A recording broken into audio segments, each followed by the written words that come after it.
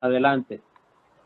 Buenas noches a todos. Gracias de nuevo por permitirme entrar a sus hogares y a sus personas. Es un privilegio siempre. Espero, más que una clase, yo creo que esto sería un compartir simple y sencillamente de las reflexiones mías sobre estos temas y bueno, ojalá que pueda serles de buen instrumento de iluminación para todos. Pues va ahí, pero lo que no, bueno, yo no quiero hablar tanto.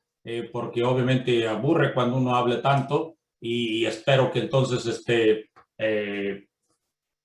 terminar un poco antes de esas horas que dijo y darles la oportunidad de que ustedes hagan preguntas si se necesita o aclaraciones. Encantado. El tema que me pidió Edwin para esta noche sería sobre el querigma y la diaconía. Obviamente lo quiero dividir en dos partes, primero sobre el querigma y después sobre la diaconía. La palabra querigma simple y sencillamente significa proclamación, eso es lo que significa. Es una palabra griega, kerizomai o kerizoein, kerisein, que significa obviamente proclamación, simple y sencillamente kerisein, proclamación. Yo en la primera parte, como digo, quisiera hablar sobre el querigma, pero yo le puse a la primera parte el proceso de convertirse en querigma. Yo creo que todos estamos llamados a ser querigma nosotros mismos, ¿verdad? Una proclamación. Y digo en todos sentidos, especialmente nosotros los católicos, los cristianos católicos, si queremos hacer anuncio a los demás de la persona de nuestra fe de Cristo Jesús, obviamente tenemos que ser nosotros mismos, convertirnos en querigma, en anuncio con nuestras vidas.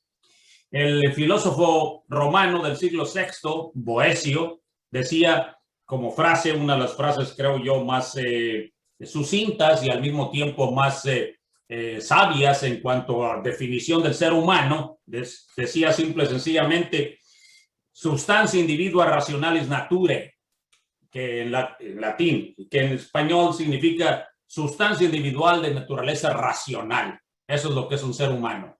Sustancia individual de naturaleza racional. Quiero subrayar ello porque obviamente cada uno, primero que nada, es un individuo. Es un individuo. Estamos llamados a personalmente convertirnos en querigma, en kerisein, en proclamación, pero eso es parte del proceso individual, personal de cada uno.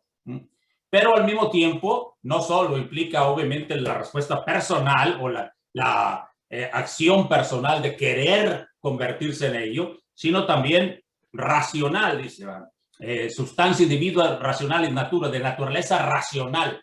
Dios nos ha dado la inteligencia y con la inteligencia obviamente estamos obligados. Esa es la gran diferencia de esta definición de Boecio, este filósofo romano, para decir lo que nos diferencia de los animales es justamente la naturaleza racional, porque bueno, sustancia individual, podemos decir de todos los seres vivos, podrían decir lo mismo, sustancia individual, pero de naturaleza racional, solo el ser humano. Y obviamente para nosotros ese racional es hablar de la inteligencia que Dios nos ha dado, lo cual hace una gran diferencia para nosotros como creyentes. Pero si aún lo ponemos en general como seres en la naturaleza, seres creados, la gran diferencia entre los animales y nosotros, de hecho la definición en general, seguramente que más de algunos de ustedes la recibió en la escuela, decía, el ser humano es sencillamente un animal racional. Y esa es la gran diferencia, ¿verdad? La inteligencia para descubrir la verdad, obviamente, y para nosotros como cristianos, como ya dije, es un don de Dios, ¿verdad? Nosotros creemos que esa es que Dios nos ha dado la inteligencia, nos creó a imagen y semejanza suya, pero bueno, en general podríamos decir que esa es la gran diferencia con los animales, el aspecto racional. Cada uno de nosotros, salvo situaciones de enfermedad, cada uno de nosotros tiene todos los elementos, sustancia individual de naturaleza racional. No hay pretexto para ninguno de nosotros, como dije, salvo que sea una cuestión de enfermedad, pero la sustancia individual cada uno es, y obviamente de naturaleza racional. No tenemos excusa para no emplear estos elementos que tenemos en cada uno de nosotros. Gracias a nuestra inteligencia, es decir, lo racional, y a nuestra voluntad, sustancia individual. Yo cada uno de nosotros defiende nuestra libertad, sea de nuestros papás o de nuestra mamá o de quien sea a nuestro alrededor. Sustancia individual. Yo no soy mi papá, yo no soy mi mamá, yo soy yo. ¿Verdad? Y yo en ese proceso entonces empiezo a descubrirme cada vez más con esa capacidad de distanciarme, de tomar mis propias decisiones y de hacer opciones. Y de acuerdo a lo que voy descubriendo racionalmente, lo que yo creo que es bueno para mí. ¿Verdad?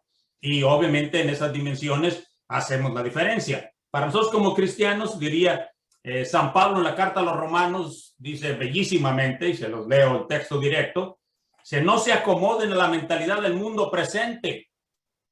No se acomoden a la mentalidad del mundo presente. Antes bien, transfórmense mediante la renovación de su mente, de forma que puedan distinguir cuál es la voluntad de Dios, lo bueno, lo agradable y lo perfecto. En la carta a los Romanos, al capítulo 12, versículo 2, dice eso. La renovación de su mente para descubrir la voluntad de Dios, lo bueno, lo agradable y lo perfecto. Sí, como digo, para nosotros de manera especial como creyentes, pero para todo ser humano, el hecho de que seamos sustancia individual de naturaleza racional, tenemos esa capacidad de descubrir con inteligencia lo bueno, lo agradable y lo perfecto. Si no lo hacemos, obviamente, si no estamos usando nuestra inteligencia, obviamente la diferencia con los animales, pues no es mucha. Todo lo demás, nacer, crecer, reproducirse y morir, también cualquier ser vivo, ¿verdad? Obviamente. Para nosotros la gran diferencia es descubrir, tener la capacidad de descubrir con la renovación de la mente lo perfecto, lo bueno, la bondad. ¿Sí? ¿Qué es lo bueno? No nada más lo agradable, ¿qué es lo bueno? Y en esa dimensión entonces discierno cada vez más con la razón lo que está bien y lo que está mal.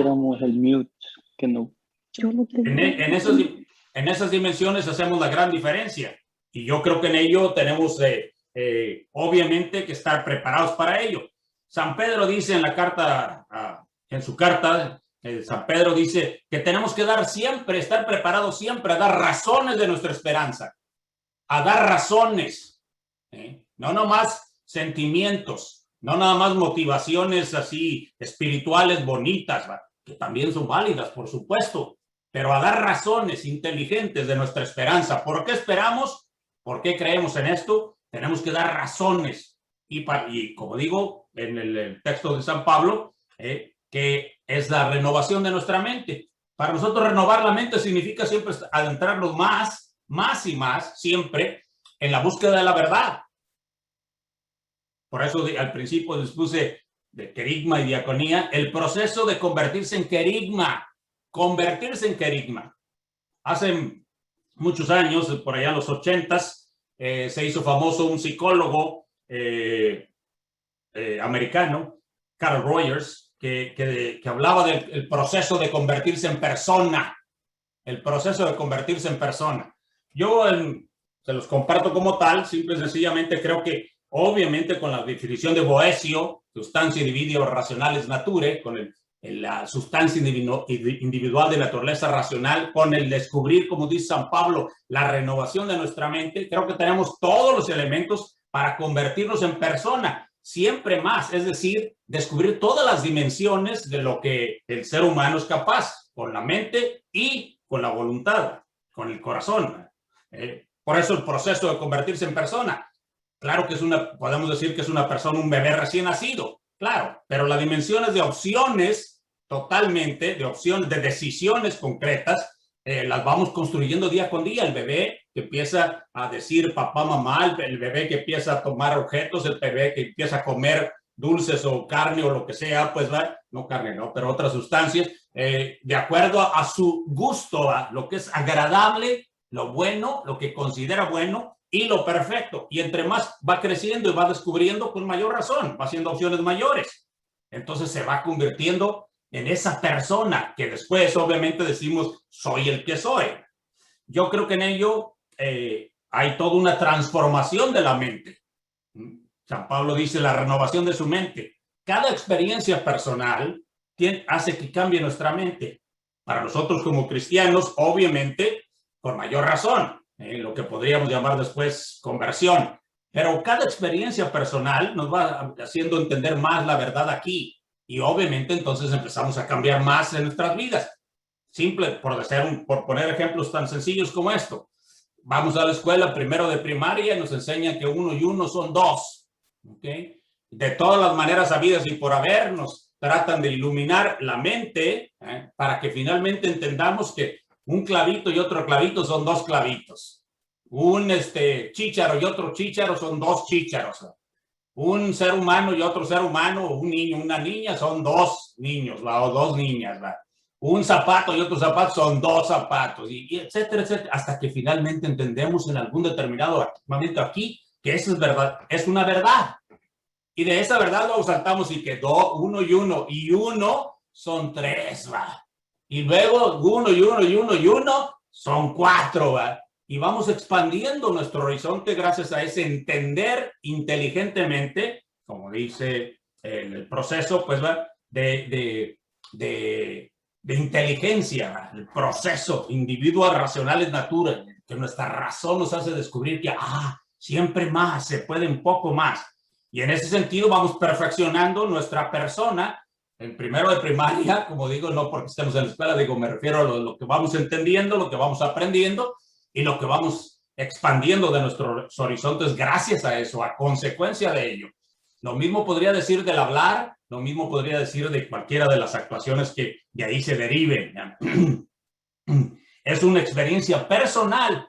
Si el pequeño hace de su experiencia negativa, simple y sencillamente dice, no, yo no quiero que sean 1 y 1, no sean 2, o 1 y 1 y 1, no sean 3, y rechaza esa experiencia como tal, o le fue impuesta como tal. A lo mejor la experiencia del 1 y 1 no encaja tan rápidamente en el raciocinio, en la inteligencia. Y entonces la renovación de la mente que dice San Pablo va a tener un proceso muchísimo más complicado, pero mucho más complicado. Para llegar a aceptar que 1 y 1 sean 2, o 1 y 1 y 1 sean 3, o 1 y 1 y 1 y 1 sean 4. ¿verdad? Y así en todos los demás aspectos de nuestra persona, como dice San Pablo, ¿verdad? Y que entonces tenemos que renovar, la renovación de nuestra mente, ¿verdad?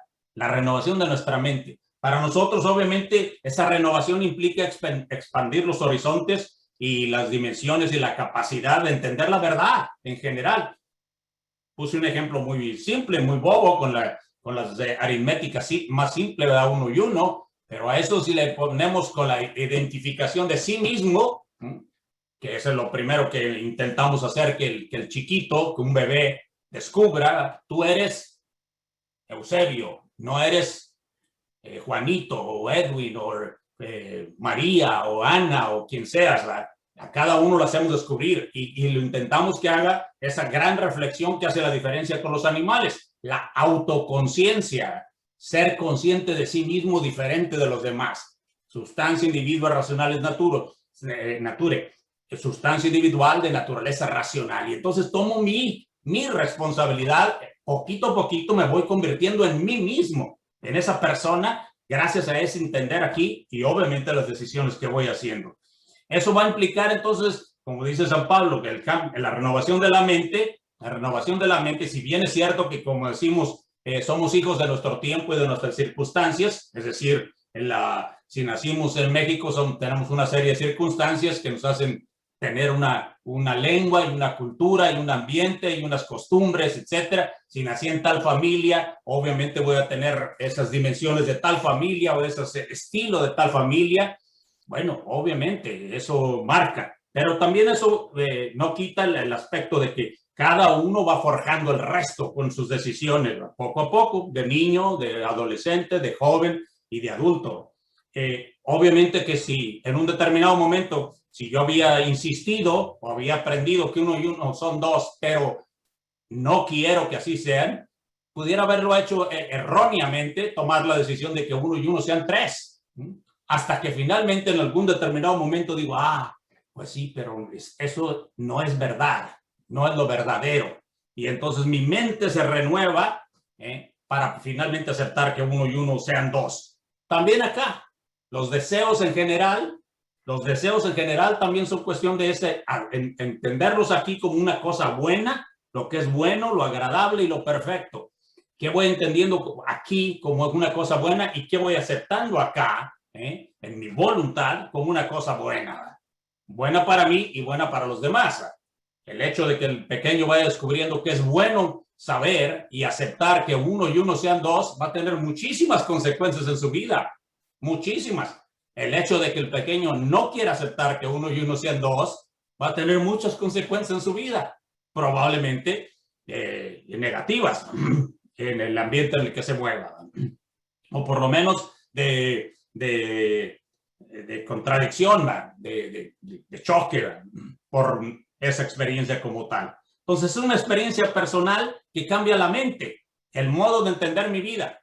Si un pequeño le es impuesto que 1 y 1 sean 2, aunque no lo haya entendido racionalmente, va a tener una resistencia, esa experiencia personal, a querer, a amar, a aceptar que 1 y 1 sean 2. Eso en todas las experiencias de mi vida. Mi visión de mi familia, mi visión de mi ambiente, mi visión del mundo y el sentido de todas las cosas que tengo a mi alrededor vendrán de esa experiencia personal. Si me fue forzada, si me fue impuesta, si me fue simple y sencillamente dada de esa manera por el poder, y no lo hice mío, no lo acepté o la entendí desde aquí, obviamente va a tener que ser más tarde en mi existencia un momento de aceptación, un momento de conversión, de renovación, como dice San Pablo, que nosotros en cristiano llamamos conversión. Eso también de las cosas que deseo. Todos los aspectos de la vida tienen esas dimensiones, ¿verdad? Y obviamente, como ya lo dije al inicio, tengo todos los elementos, cada uno de nosotros, para hacer que este proceso sea un proceso querigmático, es decir, de proclamación. Ahora ya lo entendí, ahora lo quiero, ahora lo acepto y ahora eso se convierte en parte mía y se hace existencial, se hace parte de mi obrar, de mi existencia como tal. Convertirnos en querigma.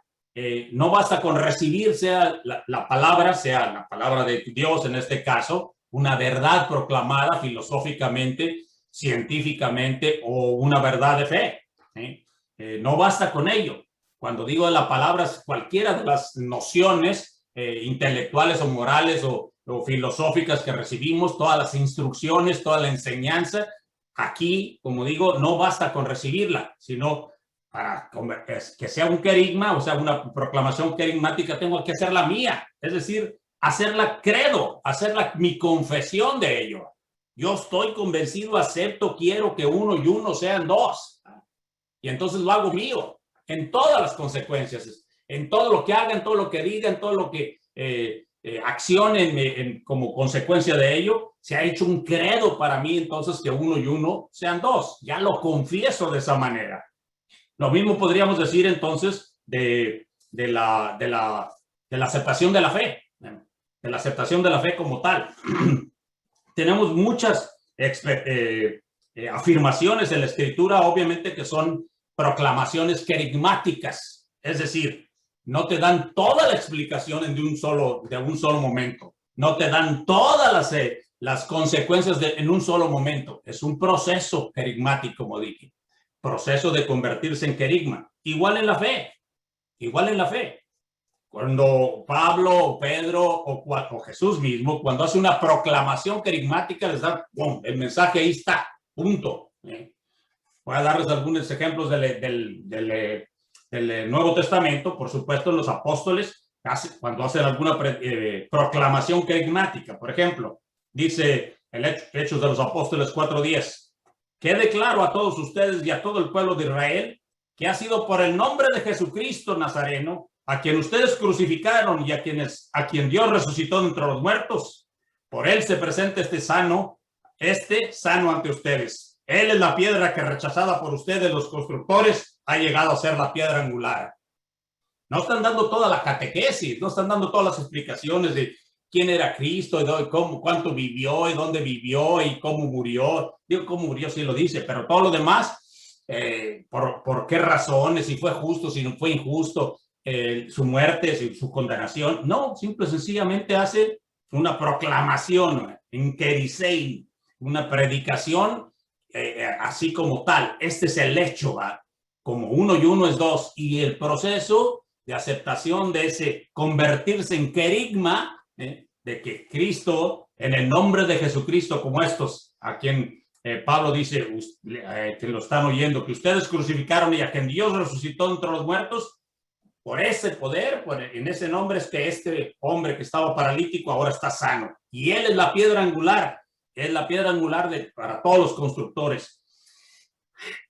Para llegar a ese proceso ha habido para llegar a ese momento ha habido todo un proceso de renovación de la mente para que eso se entendieran, y obviamente de renovación de los deseos, de renovación del corazón, ¿sí?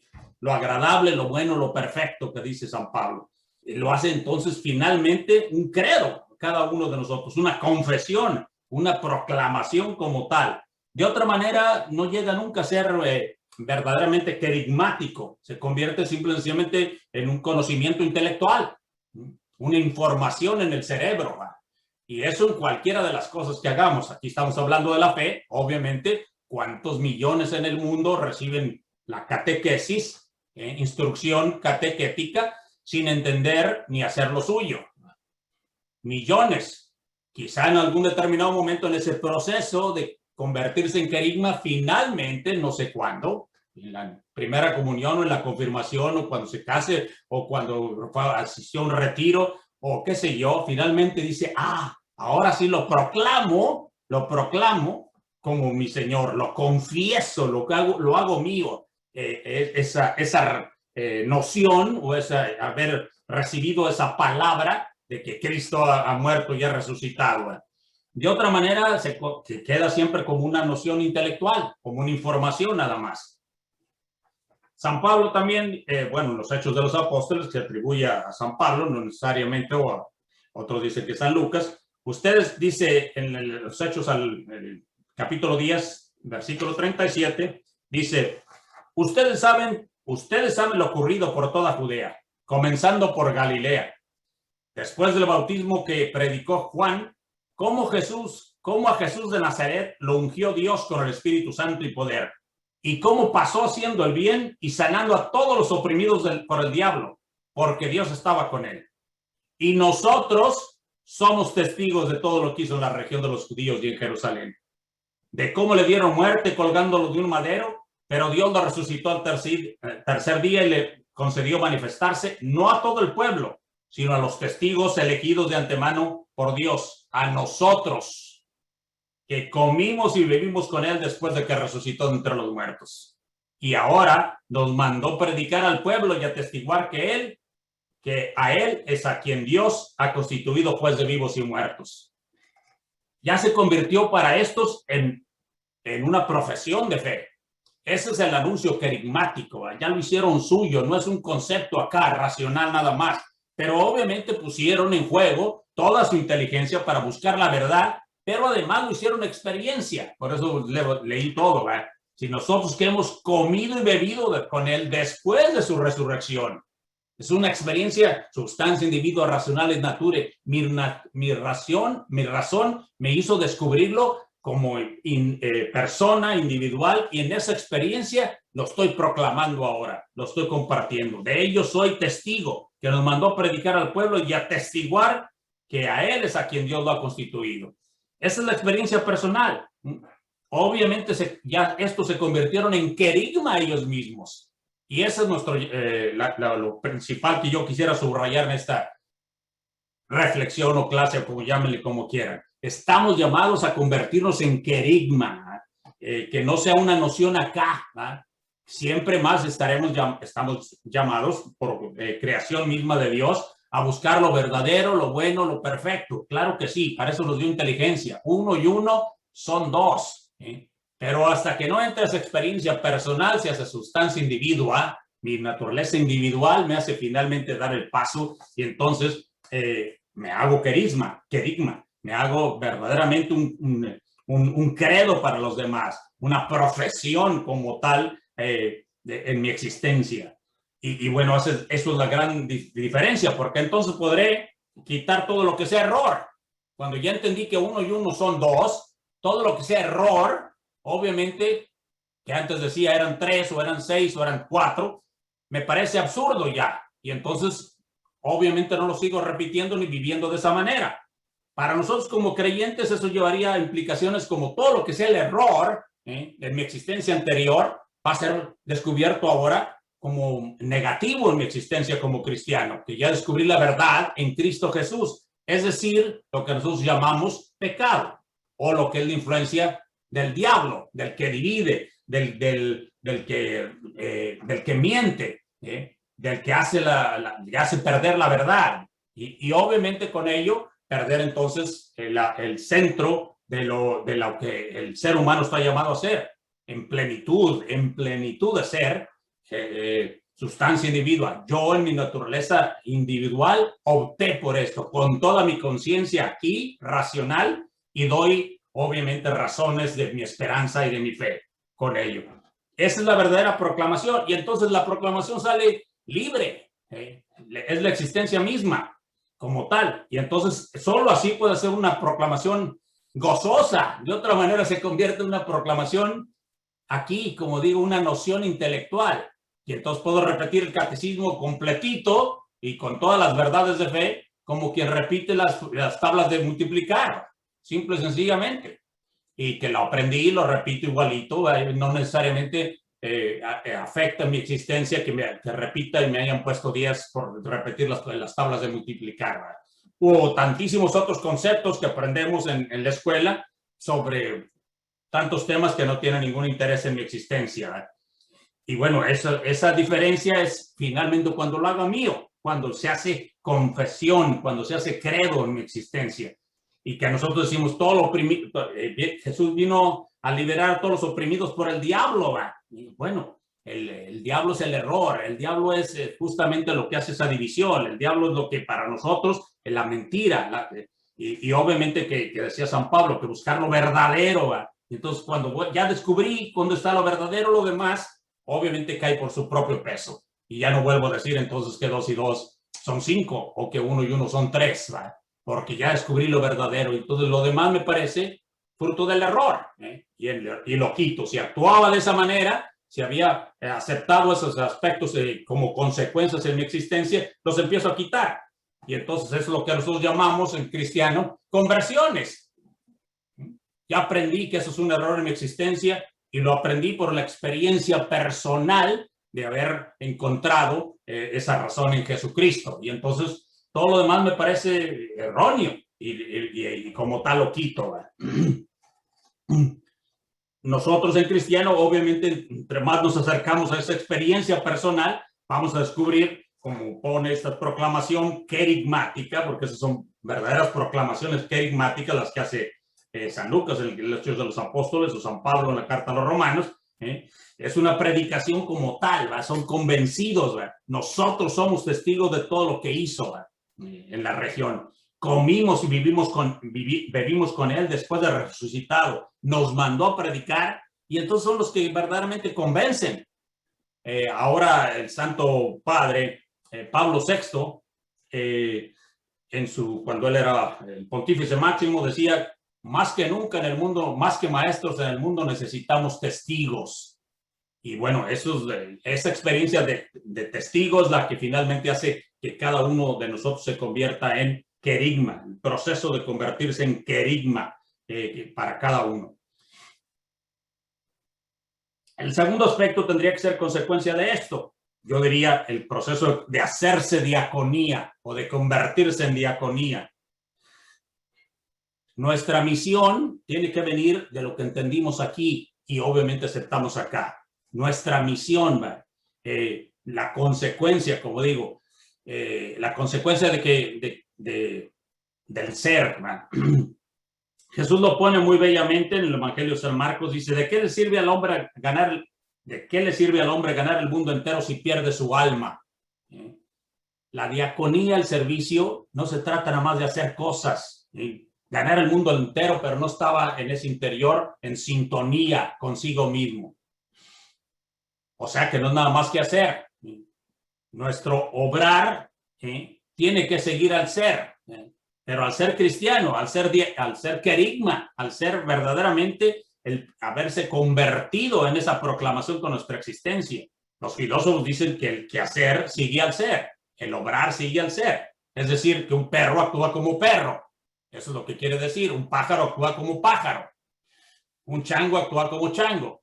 Un ser humano actúa como ser humano si lo descubrimos aquí racionalmente y si finalmente lo hacemos nuestro, esa experiencia personal, substancia, individuo, racional, natura. La verdad la descubrimos aquí y finalmente la hacemos nuestra acá, en el corazón, en la voluntad. Entonces, esa transformación de la mente que habla San Pablo, obviamente es consecuencia de lo que ya entendí. Y obviamente esa transformación me lleva a actuar verdaderamente, humanamente hablando. Y en este caso, humanamente en plenitud, porque nosotros como cristianos creemos que la plenitud del ser humano está en Cristo Jesús, que nos hace descubrir la verdad, que apenas en estos días hemos estado proclamando muchas veces, que Él es la verdad, y que Él es la vida, y que Él es la palabra, y que Él es, en fin, que nosotros hemos encontrado en esa experiencia personal esa verdad que me hace ver mucho más allá del simple, sencillamente uno y uno son dos. Me hace ver la grandeza de mi ser con todas las consecuencias para usar toda mi mente a buscar la verdad y la grandeza de mi capacidad en la voluntad para que las obras reflejen la verdad que he descubierto y la que he aceptado. Y entonces se hace de veras una misión, se hace un servicio. Diaconía significa servicio, así como dije de querigma significa proclamación, diaconía significa servicio. Y el obrar sigue al ser. Si verdaderamente ya me he convertido en querigma, en querigmático, en querisein, en proclamación de que mi existencia ha sido cambiada aquí y acá por la presencia, la experiencia personal de Cristo Jesús, entonces mi obrar, las consecuencias de mis obras van a tener esa dimensión, la dimensión de las obras que hizo Cristo. Nosotros no, y lo digo para todos nosotros, gran diferencia como cristianos, no somos trabajadores sociales.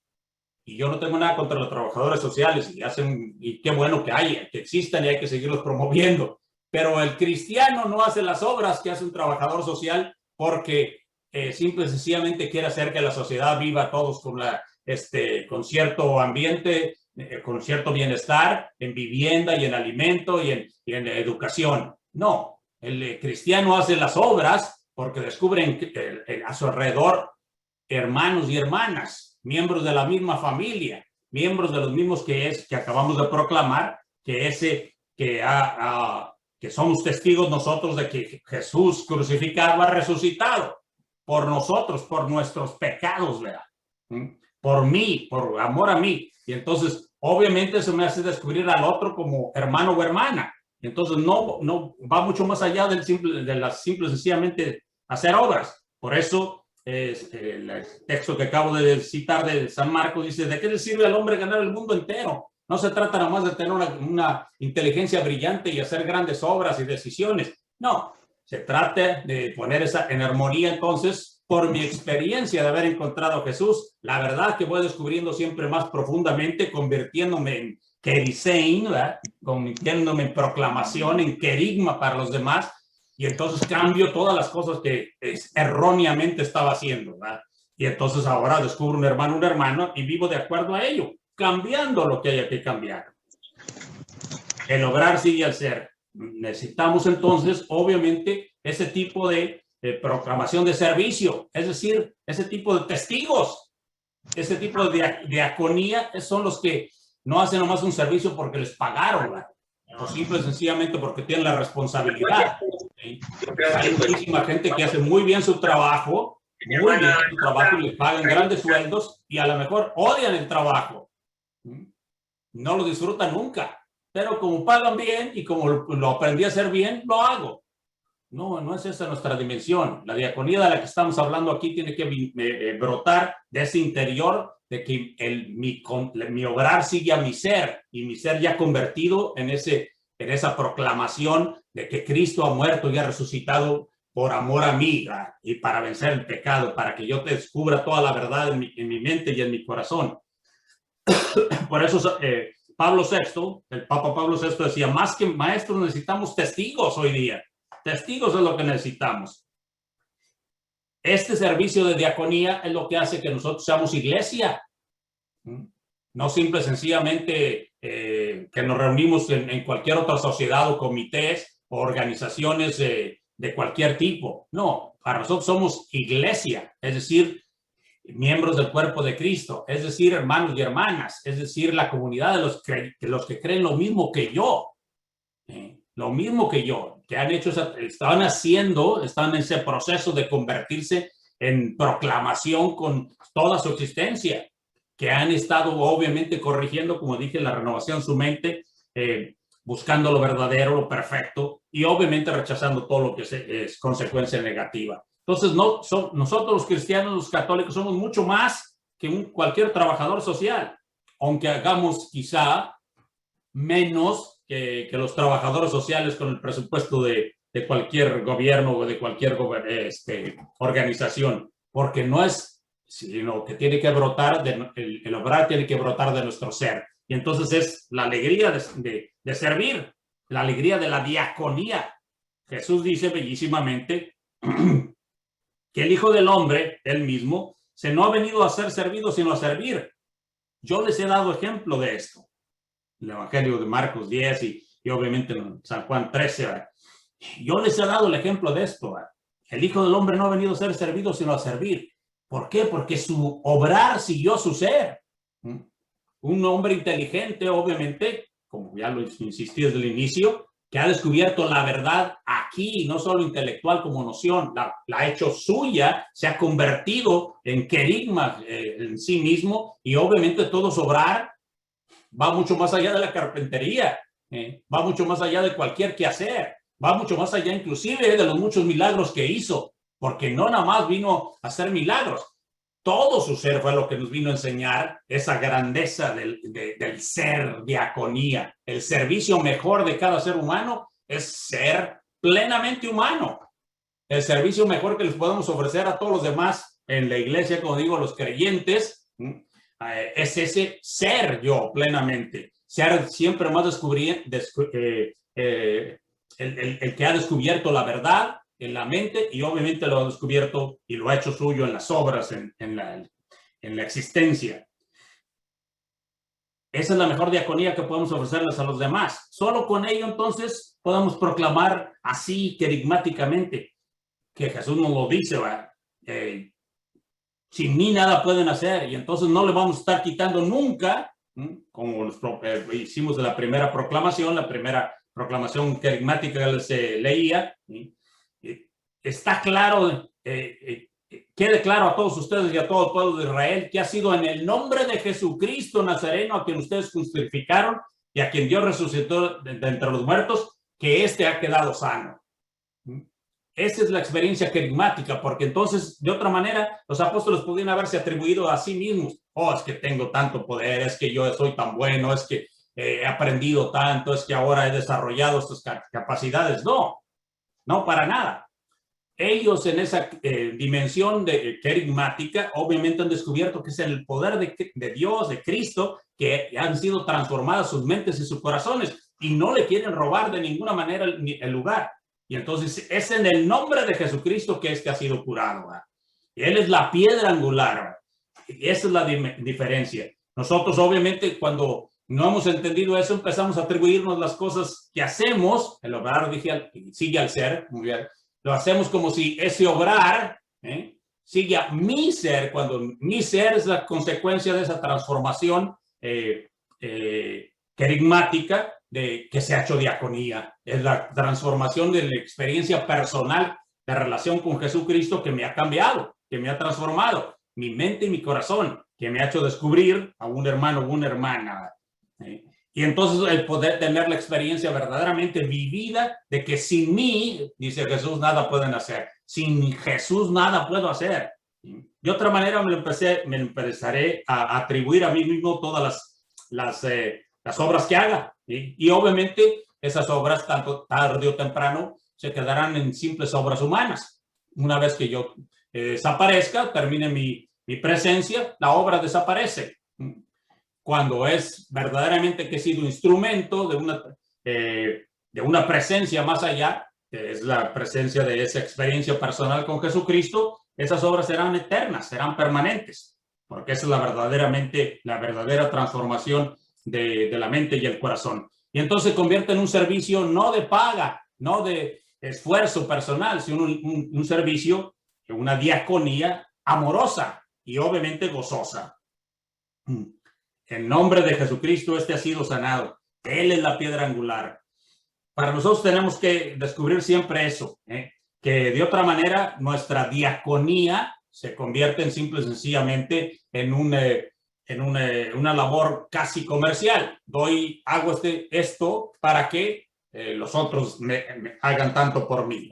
Yo te trato bien para que tú me trates bien. Yo hice tal aspecto, tal trabajo para que el otro haga trabajos por mí. Y entonces se convierte en una labor social, como digo, en una función social que no una dimensión de amor libre en Cristo Jesús, por simple y sencillamente descubrir a un hermano, una hermana, y por el gozo que eso ha implicado en mi existencia, me empuja a hacerlo. El lograr sigue al ser. El ser cristiano entonces va a ser la consecuencia de ello. De consecuencia, mis acciones como cristiano van a ser consecuencia de mi ser cristiano. San Pablo dice bellísimamente también en la carta a los Corintios, porque les transmití yo en primer lugar lo que yo recibí, que Cristo murió por nuestros pecados, que fue sepultado y que resucitó el tercer día y se le apareció a mí, a Cefas y a todos a los 12. Esa es la experiencia que tenemos que pasar a los demás. Como digo, nuestra diaconía tendrá que ser una proclamación en todo, no uno solo en las palabras. Es un confesar con nuestra existencia la experiencia personal de haber sido encontrado personalmente con ese Jesús, con ese que hace la diferencia, que hace la renovación de nuestra mente, de nuestro corazón. En fin, yo creo que por ahí me detengo. No sé si tengo algunas preguntas que pudiera aclarar. Me encantaría. ¿Okay? La diaconía, como digo, el querigma, la proclamación tiene que ser la proclamación de, otra vez se los vuelvo a leer, que bellísimamente se hace los Hechos de los Apóstoles. Ustedes saben lo ocurrido por toda Judea, comenzando por Galilea, después del bautismo que predicó Juan, cómo a Jesús de Nazaret lo ungió Dios con el Espíritu Santo y poder, y cómo pasó haciendo el bien. El obrar sigue al ser. Jesús, que era el ser por excelencia, la verdad por excelencia, viene haciendo el bien, vivió haciendo el bien y sanando a todos los oprimidos por el diablo, es decir, sacando a todos los que están en el error. Finalmente, lo racional les hace ver Jesús es la verdad y la vida y les hace comprender ello, porque Dios estaba con él. Nosotros somos testigos de todo eso, lo que hizo en la región de judíos y en Jerusalén. A él lo colgaron de un madero, pero Dios lo resucitó y le concedió manifestarse a nosotros los elegidos. Por eso, nosotros que comimos y bebimos con él, después de su resurrección, predicamos al pueblo y atestiguamos esto. No sé si hay alguna pregunta. Yo con ello, por ahí termino mi reflexión sobre querigma y diaconía. Sí, muchas gracias, Monseñor, por esta muy buena presentación y veo por ahí que tiene alzada la mano Bernardo y Willy León. Si desean hacer sus preguntas al aire, adelante, nomás activen el micrófono o si desean ponerlas en el chat, yo las leo mientras el tiempo nos dé. Tenemos ahorita un poco más de 15 minutos. Adelante, Bernardo. Sí, mire, muchas gracias. La pregunta directa y muy clara. Realmente gracias por la plática, por la charla, señor obispo. Ciertamente el querigma, el mensaje primordial del querigma que alcanzo a entender en este compartir es el vivir realmente, no creerme o no pensarme bueno, sino verdaderamente por amor, por lo que nuestra enseñanza nos dejó, vivir de esa manera. pero verdaderamente que nazca del corazón, así lo puse en mis notas. Ahora, es ciertamente una invitación, ¿verdad? Quizás puede sonar burda, dura, áspera, pero es una realidad. En la misma parroquia, en la iglesia, cuando tengo necesidad de algún servicio, de alguna pregunta, las mismas personas quizás que están atendiendo dentro de la oficina son burdas, no hay un querigma.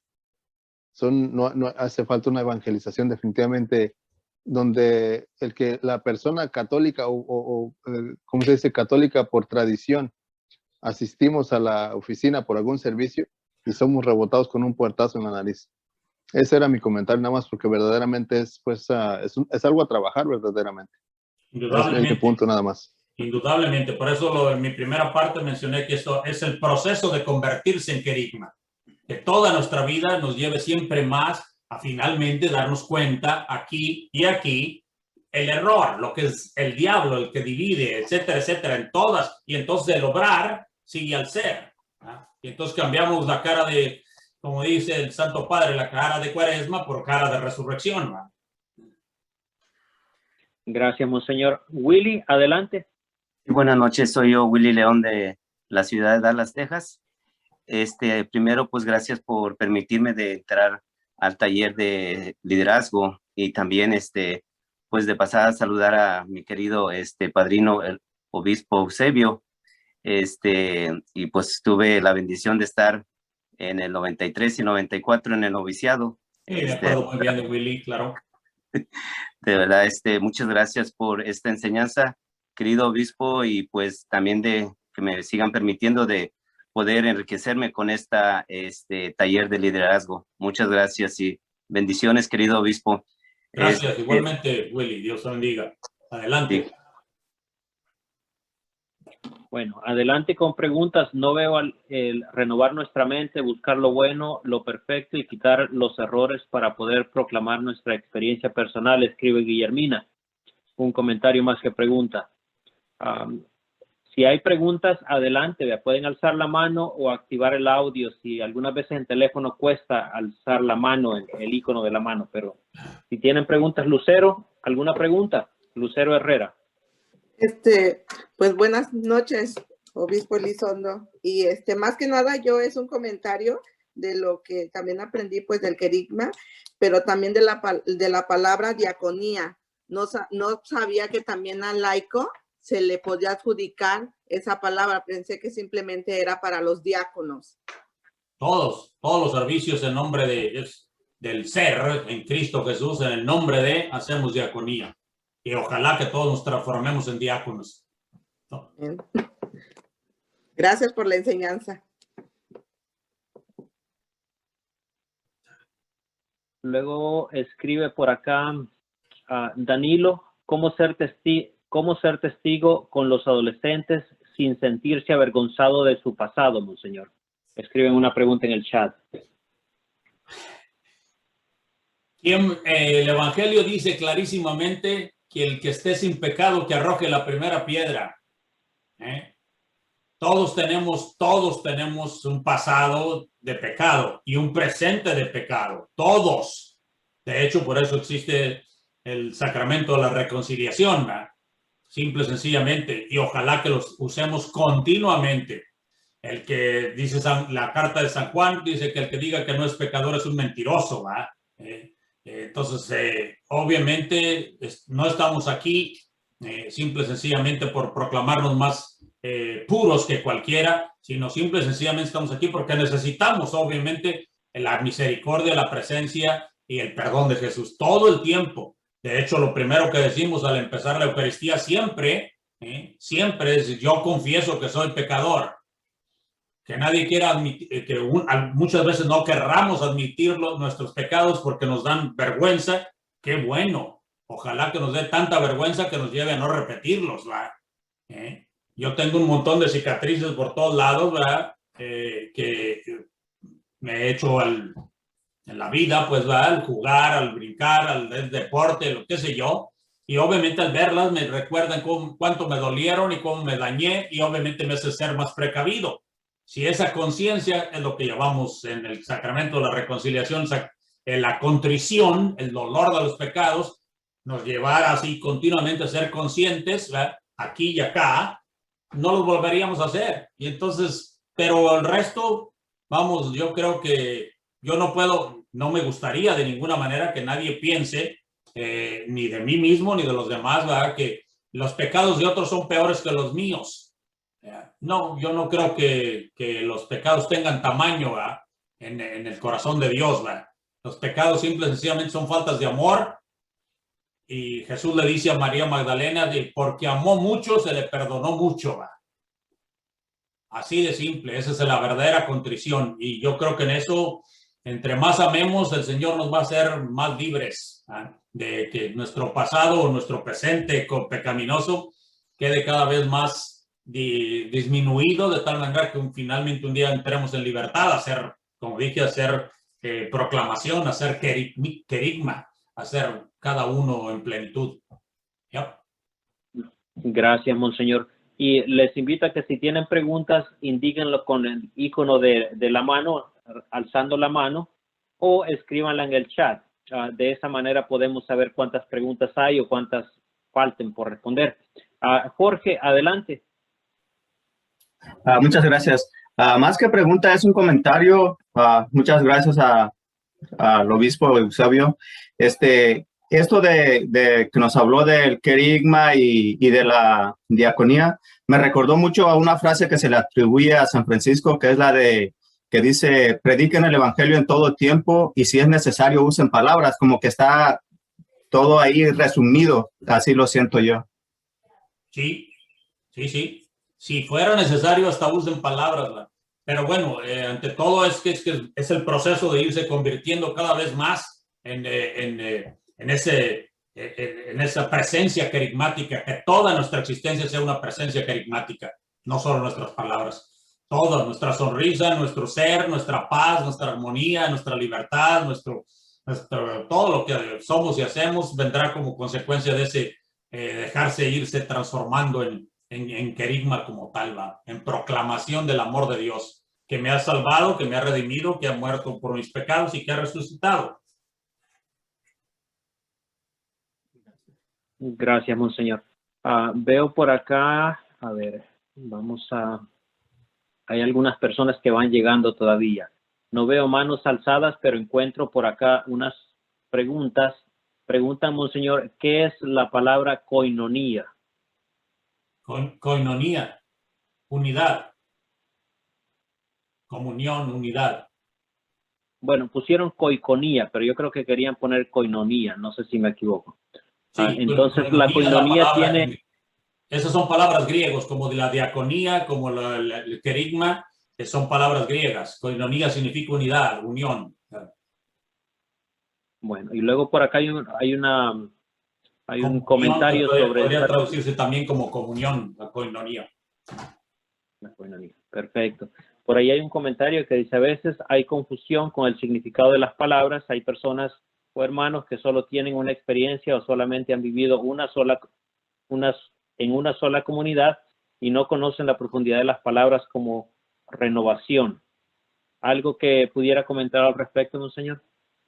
Como dije al inicio, citando a San Pablo, a los romanos, ¿verdad? Simple y sencillamente, la renovación de la mente es una expansión, ¿verdad? La renovación de la mente, una expansión de la verdad, ¿verdad? Ir entendiendo siempre más. Y es decir, la obligación de alguna manera de utilizar toda nuestra capacidad para seguir siempre descubriendo más la verdad, porque nadie puede decir que posee toda la verdad, solo Jesús es la verdad, ¿verdad? Así es de que una expansión una renovación de la mente sería siempre descubrir más profundamente la verdad.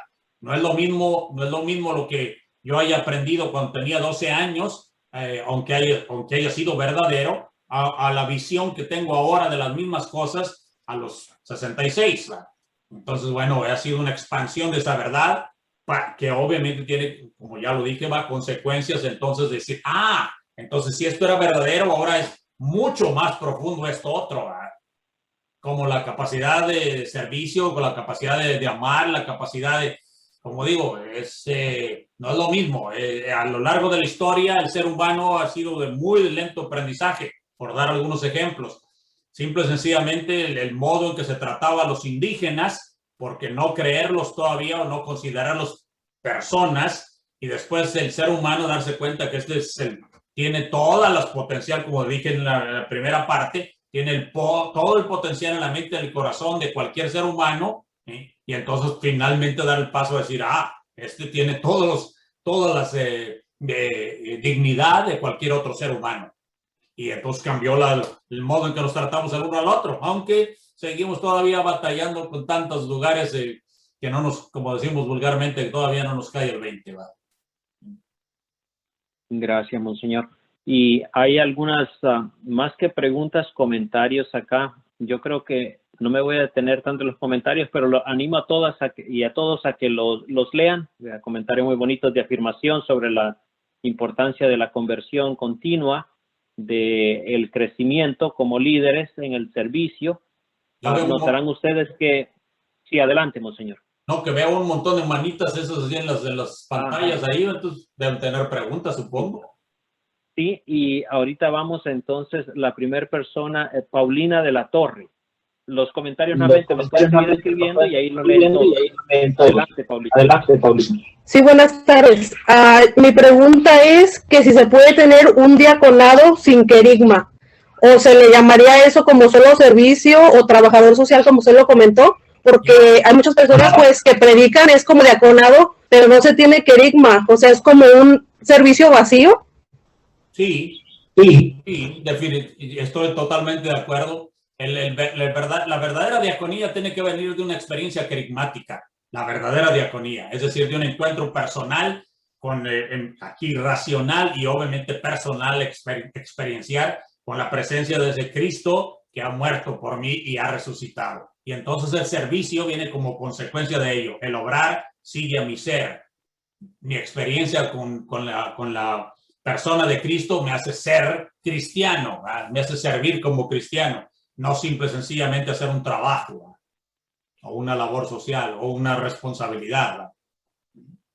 Gracias, Paulina. Y seguimos, vamos con el diácono Jesús Espinosa, que quiere hacer una pregunta, pero no le aparece el icono de la manita. Adelante, diácono.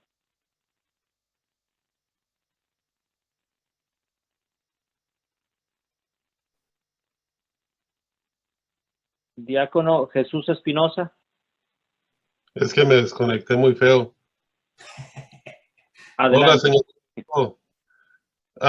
Sí, estaba pensando yo que adentro de nuestras parroquias hay grupos como por ejemplo los promotores de la salud que hacen un trabajo diaconal muy hermoso, y yo pienso que no es que no sean diaconales o simplemente son la expresión de amor de la parroquia hacia los demás y el cuidado que debemos de tener. Yo creo que eso es importante, pero la razón por la que lo hacemos es por amor. Y pero eso es lo que estoy tratando de decir, justamente. Y también quería una persona que dice que yo no sabía que podía ser diácono, pues también tiene que ser sacerdotal. No, bueno, no podemos abarcar todos los temas. Aquí estamos hablando de la diaconía, nada más, no estamos hablando todos los temas para ver. Pero obviamente quien hace un servicio en la parroquia por amor a Cristo es un diácono. Está haciendo, claro. Por eso dije, la gran diferencia entre una labor social o cualquier otra responsabilidad que haga muy bien cualquier profesional pagado, y al hacerlo por amor a Cristo, esa es la verdadera diaconía. Pero si lo hace por amor a Cristo es porque ha tenido una experiencia querigmática, se ha encontrado en algún momento. De otra manera, simple y sencillamente hará una responsabilidad, como digo. Y otra razón por la que es diferente es porque si tú le preguntas a un trabajador social por qué lo hace, no tiene una proyección al futuro, especialmente después de la muerte. No, y el trabajo diaconal obviamente tiene una proyección mucho más allá, es para la vida eterna. Mucho gusto verlo, señor obispo. Igualmente, gracias. Gracias por acompañarnos, Jesús. Y seguimos con Anacleto Aguirre. Adelante, Anacleto. Veo que tiene la mano alzada. Sí, buenas noches, excelentísimo señor. Mi comentario, primero como comentario, pues, porque yo tenía entendido de que el querigma, pues es el anuncio gozoso, ¿verdad? Del Evangelio. Lo he escuchado de una manera quizás distinta, pero es exactamente casi lo mismo. El anuncio gozoso de que Jesús vivió y resucitó, ¿verdad? Sí, los textos que les leí, eso dice justamente: Cristo muerto y resucitado por nosotros, y somos testigos. Esa es la proclamación querigmática. Obviamente, si están proclamándolo, como dije, pues eso tiene que ser gozosamente, si se ha resucitado. Sí. Ok. Y bueno, en cuanto a la diaconía, también el servicio, pues, en la catequesis, no solamente, ¿verdad? Un servicio comunitario como simple servicio, sino como un servicio para, un servicio pastoral, pues, más que nada, dentro de la iglesia. Ojalá, esa es mi respuesta. Tenemos muchísimos, como dices, servicios en la iglesia. No todos, como alguien dijo hace un rato, no todos siempre, por desgracia, porque estamos en ese proceso de convertirnos en querigma, lo hacemos con esa dimensión gozosa y pastoral de proclamación. Y entonces hacemos un servicio, pero nada más, ¿verdad? Sí, correcto. Aún en este tiempo de la terrible pandemia que estamos sufriendo mundialmente, y que la iglesia obviamente ha tenido que tomar toda la responsabilidad de cuidarse a sí mismos y de cuidar a nuestros hermanos y hermanas, tantas veces terminamos, y lo he visto porque voy a las parroquias todo el tiempo, en momentos determinados, que la gente sea los servidores, por culpa del servidor que no supo acercarse a la persona, o de la persona que llega y se dice: qué pena, pero ya está llena la iglesia y no podemos recibirlo, y se termina en un enojo en vez de en un momento de gratitud, ¿verdad? Y termina siendo un momento negativo, ¿verdad? O porque se le pidió a la persona que se moviera más para allá para mantener el sano distanciamiento, o porque se le pidió a la persona mantener la mascarilla, o qué sé yo, ¿verdad? Y por desgracia, como digo, quizá el modo en que lo hacemos, y lo digo por mí mismo, a lo mejor mi propia celebración eucarística o de los sacramentos no es el modo gozoso de proclamador que debiera tener. En nombre de Jesucristo, es en nombre de que es sanado, que ha sido instrumento de sanación, y hace un efecto negativo, o se queda estéril ahí, pues, por desgracia, como digo. Pero eso es nuestro llamado para todos. Esa es nuestra verdadera diaconía. Bueno, gracias, Anacleto. Veo por ahí que hay 3 preguntas más. Les voy a pedir, por favor, que los comentarios los agreguemos en la parte del chat de comentarios para que todos los podamos disfrutar. Muy bonitos insights. Y ahora vamos con María Zagal. María, adelante. Si puede activar el audio, por favor. Hola, muy buenas tardes y noches casi ya. Me gustó mucho su forma de darnos este mensaje. Pues prácticamente lo que yo, pues, y se entiende, es sentirlo en el corazón, y sentirlo, saber que eso es, que es lo mismo, y pues ya resumirlo dándole el servicio a la misma iglesia que lo necesita, ¿verdad? Y repetirlo 1000 veces. Uh-huh. 1000 veces, porque eso es parte del aprendizaje, ¿verdad? Es parte del convertirse en proclamación, y obviamente desde la diaconía, es repetirlo 1000 veces hasta que lo hago mío, hasta que lo hago finalmente parte de mi existencia. Y hasta que otra persona lo haga suyo, ¿ya? Para que también compartirlo. Muchísimas gracias, Dios bendiga a todos. Gracias, María. Y vamos ahora con Juan R. de la Cruz. Adelante, Juan.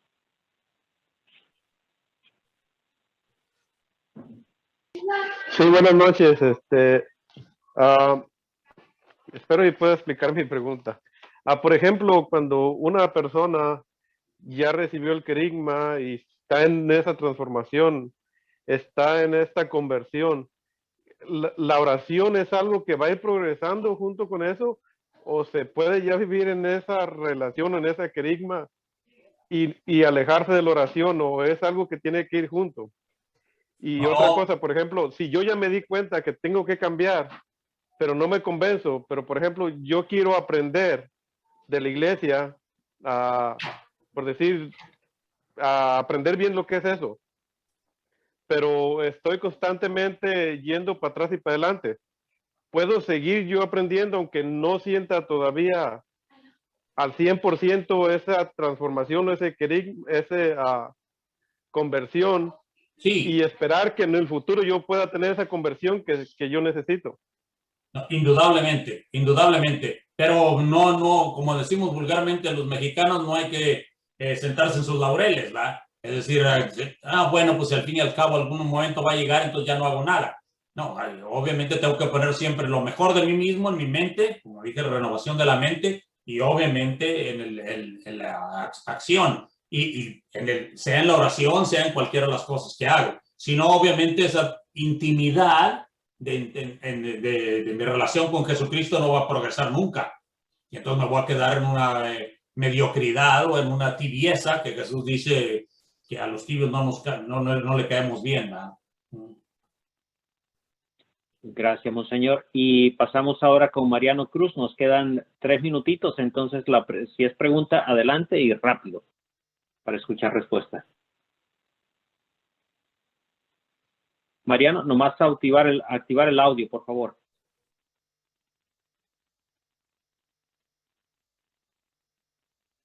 Bueno, si no está listo Mariano, pasamos con Ignacio entonces y luego regresamos e intentamos nuevamente con Mariano. Adelante, Ignacio López.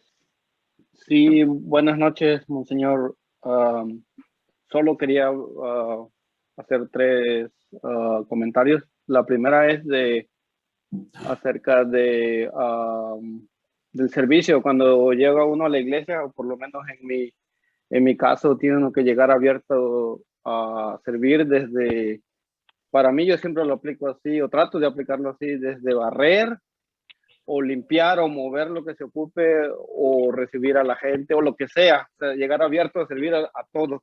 Y para la gente que enseña, también yo creo que es el que está dando clases de matrimonio, yo lo veo así, el que está dando clases prematrimoniales. No pueden poner una persona que no está casada por la iglesia, ni tampoco va como allá con el segundo matrimonio, y el que enseña y predica, hay que predicar con el ejemplo, como usted lo dijo, ¿no? Y hay muchos lugares que yo veo que sí hace falta predicar con el ejemplo. Y para los que sirven, por ejemplo, los que recibimos a la gente, como usted nombró hace rato, que a veces se molestan desde fuera, desde yo no sirviendo hasta yo servir. Pienso que hay que tratar a la gente con amor, buscar las palabras con amor, porque hay un límite bien pequeño entre que se molestan y no se molestan. Cuando uno le dice, mira, se llenó la iglesia, ya no hay espacio, pero tratar de buscar no sé cómo explicarlo, pero como tratar, para uno que es servidor y el que recibe a las personas, tratar de hablarles más con amor, buscar un tipo de palabras que no sean tan ofensivas. Estoy plenamente de acuerdo, por supuesto, pero como digo, eso es también parte de lo que uno va creciendo. Aprende uno a ser más gentil, a ser más amable, a ser más dulce, si quieres llamarlo de esa manera, por la experiencia misma que estoy viviendo de ese Jesús que me está salvando, que me está siempre perfeccionando la existencia en la oración y en el servicio, ¿verdad? Entonces, pues bueno, obviamente se tiene que mostrar, pero que es un proceso siempre continuo, sí, indudablemente. Bueno, pues miren, muchísimas gracias a todas y todos. Espero que encuentren la lógica, ¿verdad? Detrás de el iniciar este diplomado, hablando precisamente sobre el querigma y la diaconía, el servicio, que está en el corazón de lo que es el liderazgo cristiano, en todo caso. Agradecerle a Monseñor por su tiempo y por haber